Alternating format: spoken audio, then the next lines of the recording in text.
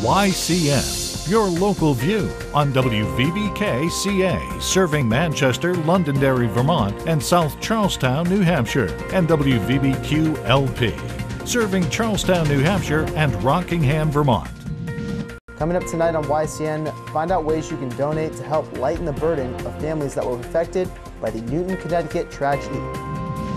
In an effort to slow the spread of whooping cough, the Vermont Department of Health is offering free vaccines. Find out where you can get yours. And we'll hear from Professor of Accounting at UNH, Bill Knowles. With more news and weather, stay tuned. It's time for YCN, your local view. Now, your daily digest of the Dartmouth-Lake Sunapee region. News, sports, weather, public affairs, and all that is happening in our area. The YCN News Hour, your local view. Good evening and welcome to YCN. I'm David Carmichael. There is a collection in the Newport Lake Sunapee area to help with the funeral expenses of the victims in Newtown, Connecticut. It is one small way that we can help lighten the burden of these families that will live with the tragedy for years to come.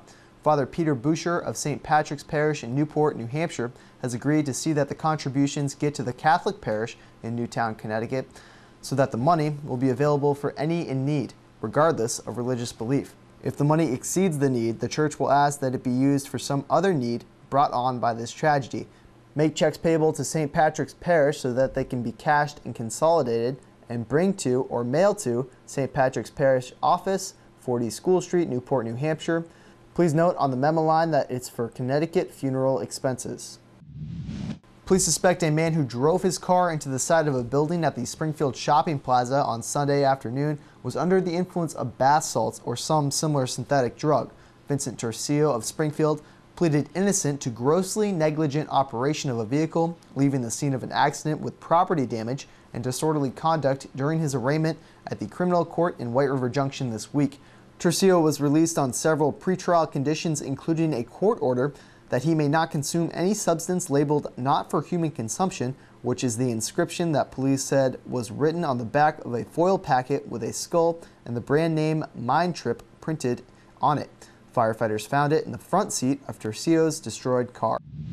The Vermont Department of Health is offering free whooping cough vaccines to anyone over the age of 11 on December 19th at each of the 12 district offices. This is an effort to slow the spread of whooping cough and protect infants who are at greatest risk for serious illness and death. The state has 522 cases of whooping cough this year, including 23 infants under the age of 1. This is about 10 times the number of the cases from last year. The vaccine clinics will be held from 10 a.m. to 6 p.m. at 6 health department offices in Barry, Bennington, Brattleboro, Burlington, Middlebury, Morrisville, Newport, Rutland, St. Albans, St. Johnsbury, Springfield, and White River Junction. No appointment is needed. To find district offices near you or questions about the disease and the vaccine, go to healthvermont.gov or dial 211. New Hampshire House Republican leader Gene Chandler is drafting a bill based on a one-year study that proposes a variety of ways to raise money, including fees paid by hikers who are rescued. The amount of the fee could be on a sliding scale based on the cost of the rescue. The study suggested a range of $350 to $1,000 per incident. Senate Republican leader Jeb Bradley, an avid hiker from Wolfboro, and Senator Lou D'Alessandro, a Manchester Democrat, is joining Chandler on the bill. After the break, we'll slide on over to Lake Sunapee Bank to hear all about Pine Hill Cross Country Ski Area. The YCN News Hour continues in a moment.